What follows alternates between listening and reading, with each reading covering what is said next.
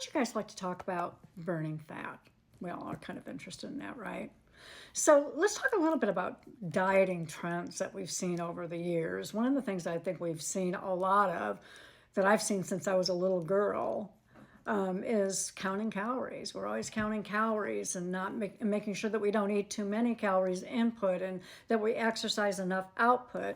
But one of the things I think has been a game changer over time is that when we began to look at keto diets and fasting, intermittent fasting diets, and then looking truly at what you're eating during those periods of time of eating, make a huge difference in your ability to not only lose weight, but to maintain your weight. And so I'm kind of a proponent, I guess, of intermittent fasting, and I do some short and I've done a couple of very long fasts too. And I've just really enjoyed those so much that now I'm kind of incorporating those in my life, and hopefully I can share some things that will maybe help you or spur your interest in getting into fasting. So that's trends. One of the things that we know if we really want to burn fat is that we have to focus on eating protein. And as I said yesterday that I did a video about, is that I struggle with getting enough protein in. So I do protein powders, and I'll put a couple of scoops in versus one, just because I know I need the protein, because I lack the desire to eat a lot of protein. So why protein? Well, it makes you feel fuller longer, and it has a propensity to cause less stress and less demands on your pancreas. It's not going to be secreting a lot of insulin, because the way in which proteins metabolize is not using large loads of insulin. Insulin usually responds more to carbohydrates and sugars. So the other thing is that when you eat meats or proteins, you go into what's called thermogenesis. So your body actually warms up and heats up inside when you eat protein, and it causes you to burn more fat, which is really, really cool. And so I use protein in my diet along with my intermittent fasting. So during my periods of time of when I eat, I really have to focus on getting the protein intake. And like I said, I use protein drinks. But also, if you were going to look at eating protein, I'll give you some suggestions of things that maybe you can think about that are high in protein, has fat, and also doesn't stimulate any insulin. So how much protein does a person need? So this is something to think about.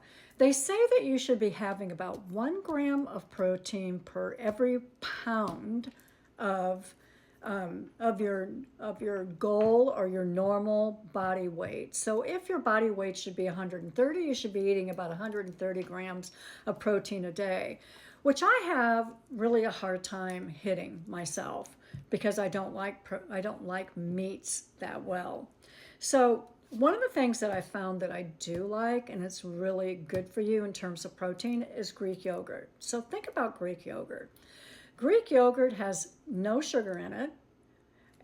You can buy it that way. I mean, you can get Greek yogurt that has sugar too, but make sure you're buying it without sugar so you're not stimulating your pancreas and insulin. And the other thing is that it also has lactobacillus in it, which is a bacteria that your gut loves, that just loves lactobacillus.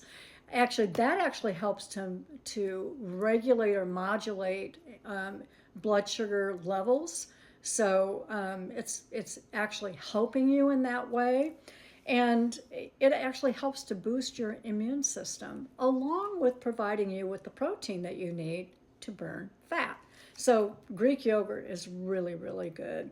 So like in the morning, have some Greek yogurt, and if that's your eating period where you eat, and add like some berries on it, which are antioxidants that are going to give you your immune system some real boost. I love raspberries and strawberries and blueberries. I basically like, and blackberries are actually outstanding.